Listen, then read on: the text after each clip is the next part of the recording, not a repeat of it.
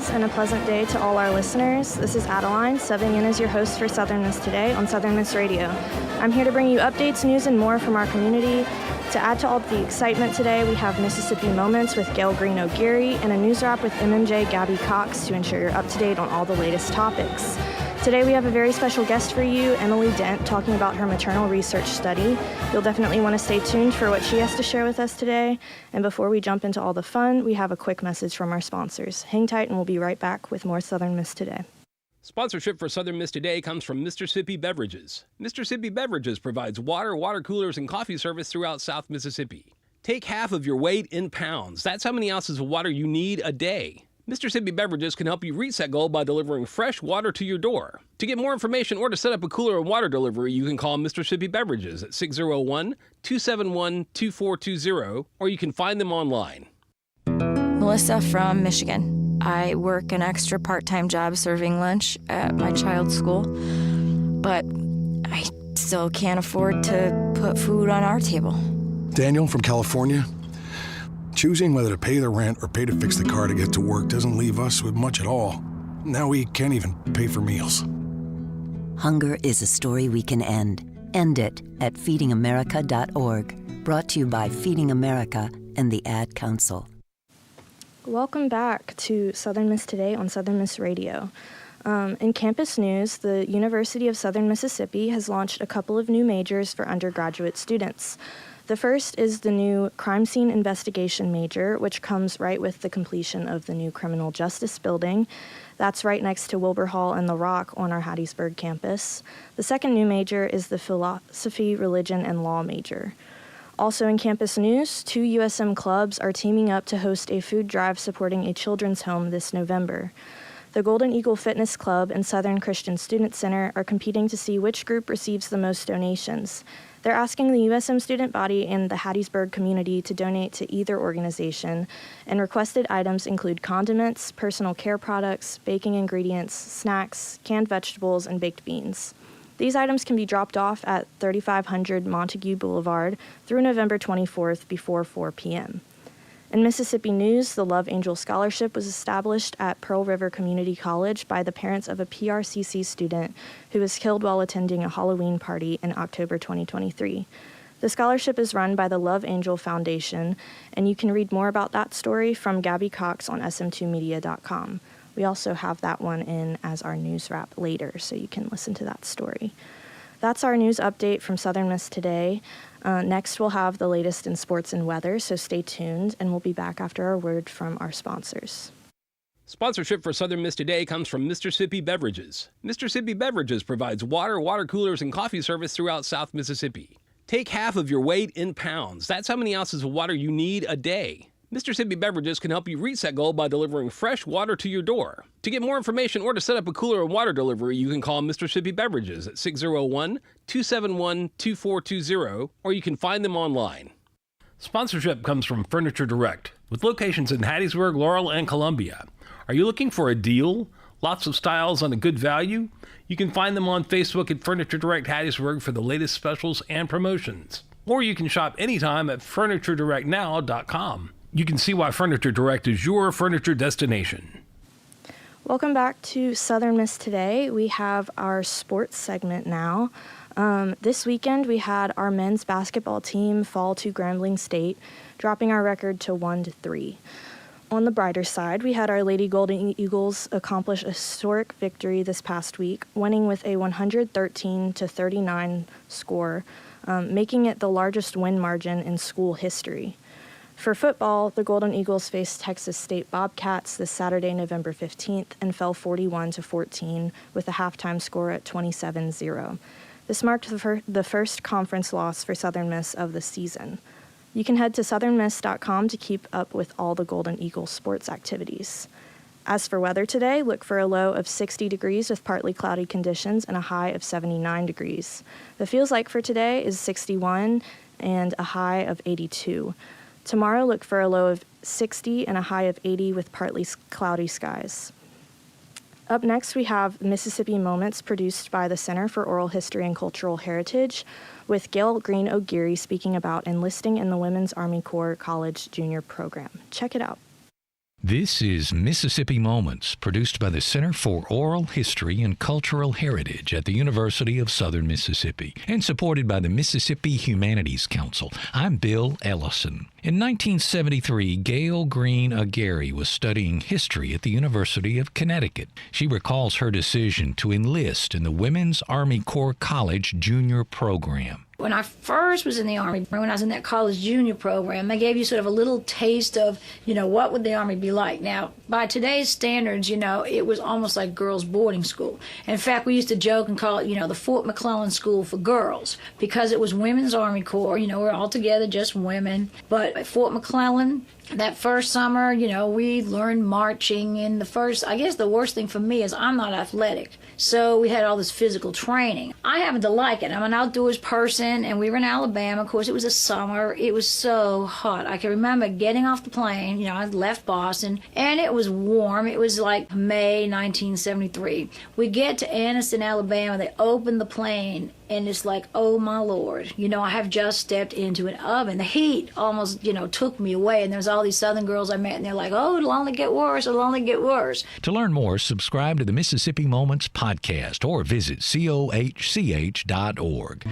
Mississippi Moments is supported by the Mississippi Humanities Council. The humanities are for everyone.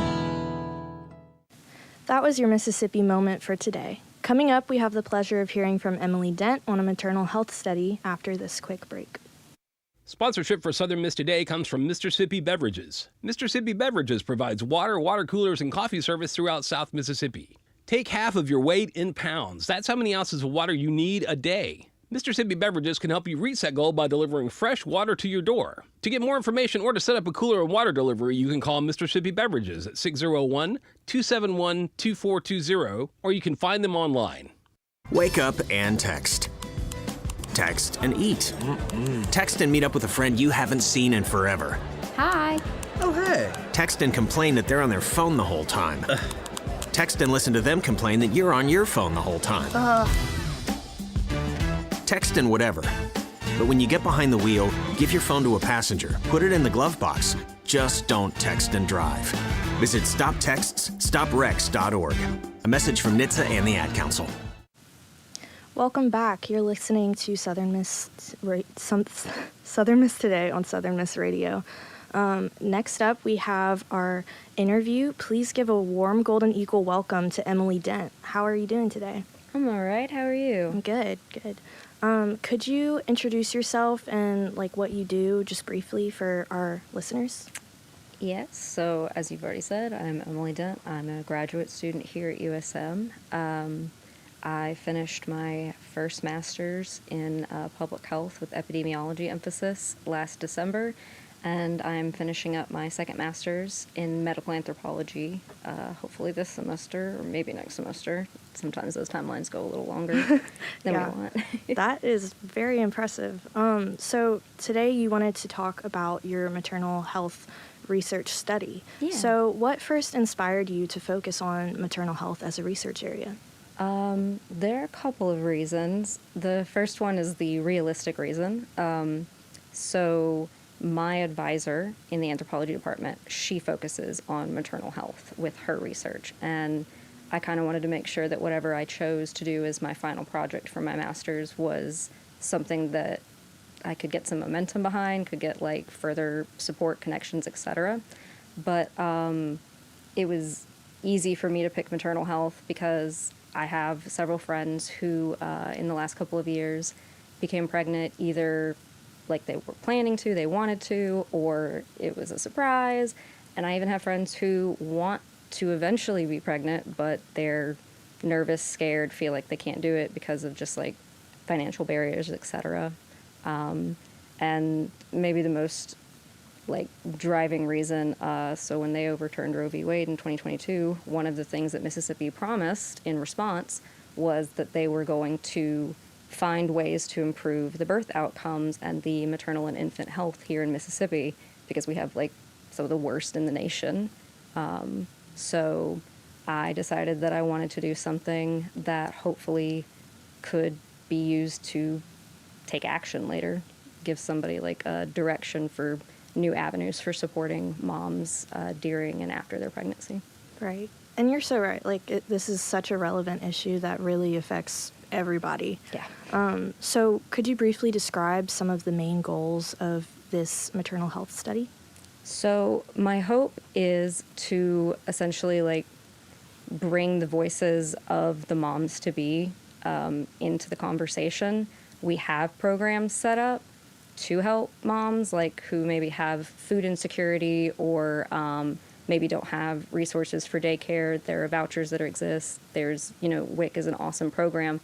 But even with all of that, we have like terrible birth outcomes. And so I kind of wanted to figure out what those gaps might be. Like, what is it that we're missing? And the best way to find out what's missing when you're trying to help somebody is to ask them what they are missing. Like, what do they need?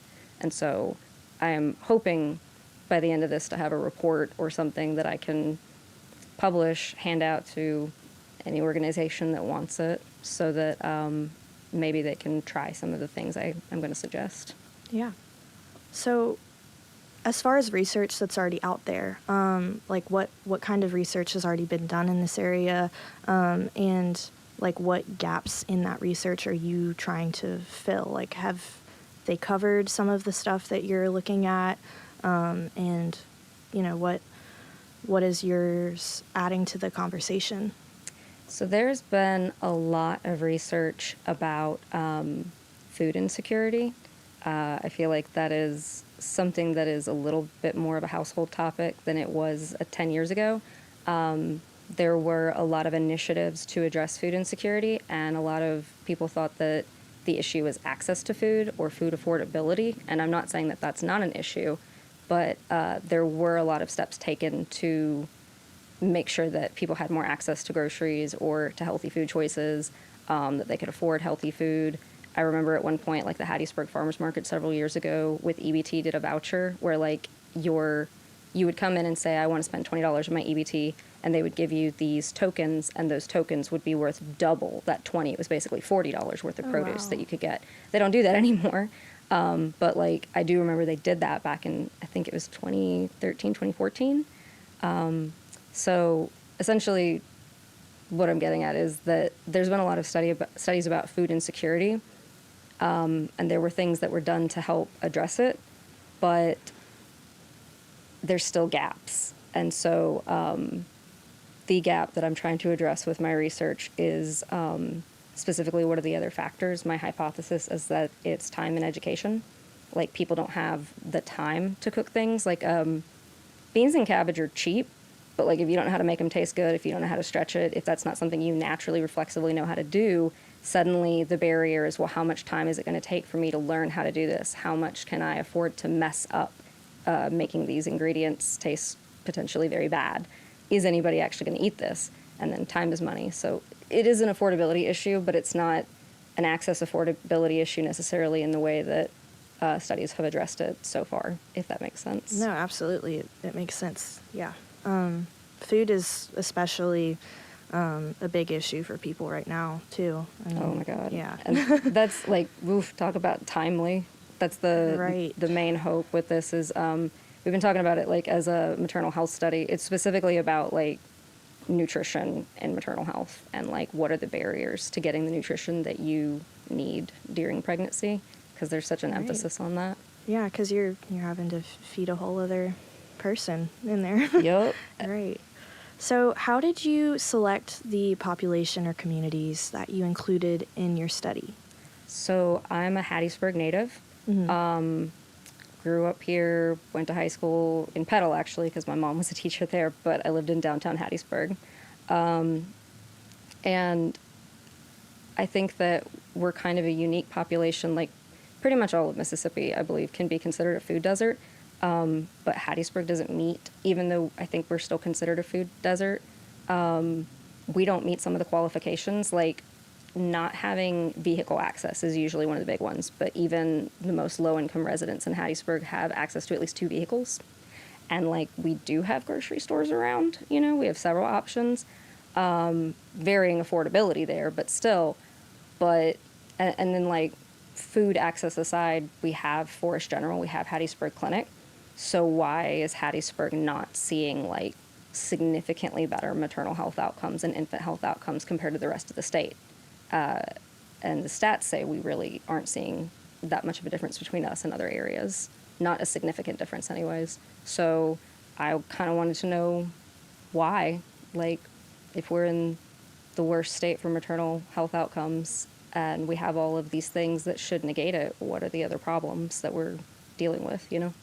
Right. So you're kind of trying to see, like, where that difference is, like, why Yeah. there's such a big gap there. Kind of, yeah, Right. because it's just like, technically, if you have the resources, you should be fine.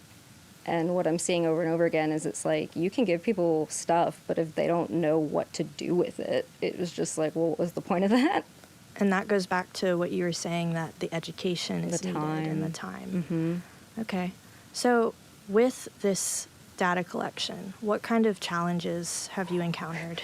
So many. So part of the study is it's surveys, but I also am taking a small blood sample because I am looking at cholesterol, blood sugar, things like that, to compare to. Basically it's 3 surveys. It's barriers, it's demographics, barriers to healthy eating, and then there's a food frequency questionnaire. And I'm comparing what basically the results of their blood sample are compared to what health category they're going to be in based on the food frequency questionnaire.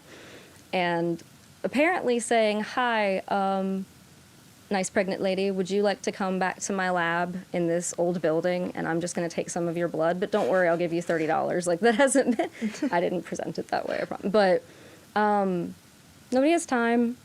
Pregnant women are especially busy because they're just still living their lives, but there's the doctor's appointments, there's the fatigue, there's the brain fog. Post-COVID, it seems like it's a lot harder to get people to come out and do things. So there have been some issues there. Also, like, I still think the birth rate jokes are funny because I'm a millennial and I like those memes. But, like, suddenly I'm like, uh-oh, like, nobody's getting pregnant right now. So that's not nobody, but, you know, less people. So there have just been some issues, like, accessing people who can make the time to come and participate, essentially. Right. I can only imagine. So have you been able to get all of the data that you were hoping to get? No, unfortunately. I'd contacted several of the clinics around here, and I understand completely from a legal standpoint why, but most of them kind of ghosted me. Like, they were not very receptive to partnering with me. Hope Clinic actually was like the only nonprofit / clinic, like they were the only place that reached back out and were like, yes, we'll help. And they let me come, and I collected several participants' data that way at some of their mom events where they like give away formula and baby clothes and like diapers and things like that. But I'm actually, the reason I was like, I don't know if I'm graduating yet, I'm going to switch to doing more interviews, longer structured interviews, to try to gain some data that way, because I just didn't get a big enough sample size. I got several, but I didn't get enough people to do any data analysis that I do is not going to be statistically significant, essentially. So. Right. Yeah, with all of the data collection and stuff, I guess you have to have a pretty big pool of people. So I got a lot, so I can do descriptive statistics. Right. But I'm going to do some more structured interviews, get a little bit more in depth to see if I can pull something a little more meaningful from what I've gathered so far. Awesome. What programs do you think would have the biggest impact from your research? I don't want to assume anything since I don't know the full. I know that WIC is incredibly helpful and has helped a lot of people, and we've seen that when you increase access to WIC, you do see improvement in certain areas as far as maternal satisfaction or stress levels and things like that, and less issues with food insecurity. So potentially, maybe they could use it as I know that they have recipe books that they hand out, but it's well, maybe they could get some funding to do we're a very short form video content kind of culture right now. Like maybe some, hey, we have the recipe, but like here's a short form content on how to like just put it together. Like go to the store, grab the things, this is exactly what you're going to get, and then like here it is throwing it together, etc. Yeah, that could have a great impact. We all have such short attention spans right now, and it's easier to, I think, use recipes and stuff when you've got the visual. So with your study, what kind of ethical considerations were like the most important? I know you kind of touched on that a second ago, but tell us about it. One of the things that took the longest was creating my open-ended questions, but also like picking my barriers to healthy eating scale, picking my demographics questions. Even the food frequency questionnaire that I chose to use, it was like painstakingly difficult to use that one instead of some of the more standardized ones, because I wanted one that accounted for cultural eating and like regional diets and things like that. So it's very extensive. But I really wanted to be careful with the way that the questions were asked, that it did not place blame on mom, because there's so much freaking pressure put on like pregnant people while they're pregnant. It's like everybody wants to police them on what they're doing wrong, what they're doing right. Are you doing this? Are you eating that, etc. And so I just tried to be incredibly careful about that. And then, of course, like working with a vulnerable population, so I wanted to be as accommodating as possible with like coming to them, always making sure that there was a second person with me if we went somewhere off campus to collect data, so that everybody felt safe and comfortable. So yeah. Awesome. What should readers keep in mind when interpreting your research later on? So some of my recommendations so far are leaning more towards, I said something about education. I had culinary classes. Now I chose to take them, but I had culinary classes in high school. And so one of my recs is like bringing back life skills classes. But because I'm specifically talking about pregnant people, pregnant women in my study, I really don't want anybody to get this idea that it's like, so women need to learn how to cook. Everybody should probably learn how to feed themselves, how to budget, etc. If you have a partner in the home with you, or you have other people in your home and you're pregnant, they can cook too. And then like another one of my recommendations is about, it has to do with like support and family units. And I'm not talking about strictly like traditional family units. I have a blended household myself, actually. I'm helping raise kids in my house that I did not give birth to. And so when I talk about support and I talk about like learning to cook or home ec, I'm not talking about like 1950s housewife life. I'm talking about finding support and finding ways to feed yourself in a way that is like, it works for you. So Right. Kind of like being able to customize that to your lifestyle. Yeah, just because I say like family, it doesn't mean mom, dad, 2.5 kids. It can mean like your 3 best friends and like your partner, or if you have a good relationship with your parents or your grandparents, like however that looks for you. Just everybody needs to be on board, essentially. Right. Well, thank you so much for coming on today. Are there any like parting words you want to leave us with?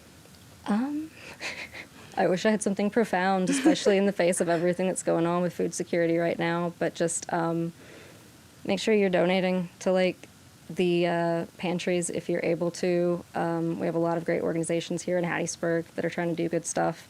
And go ahead and like look up what they need, things that are actually useful. I hear all the time that they get tons of mac and cheese, but like no milk. So just, thinking about food access and helping other people out if you can.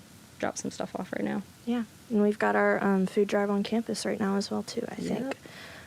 Thank you so much for coming on today and providing some insight into what you've been working on. Coming up, we've got a news wrap from Gabby Cox on the Love Angel Scholarship Foundation. Check it out.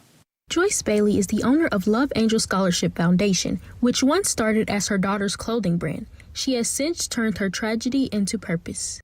Love Angel came from Jade, which was her baby, which was her clothing line. Right after she passed, it just came natural that Love Angel was going to represent who Jade was. It really does embody everything Jade stood for. Bailey says that Jade never met a stranger, and she spread love to everyone she met. One thing that I can truly, honestly say, Jade had a heart of gold. She had a lot of love to give. She gave us a lot of love. She gave us a lot of sass, which I miss all of it. At the time of her death, Jade was attending Pearl River Community College, where she had a scholarship in the choir. Now, her parents give back to PRCC through the Love Angel Scholarship Foundation. Jade's name was attached to such horrible things, and that did not embody who Jade was. So it was important for me as her mother to redefine who my daughter is, and not being the last thing that people know about Jade, that she got shot at a Halloween party. I want to be able to touch more individuals. I want to be able to give more scholarships. I want to be able to really bless our young adults.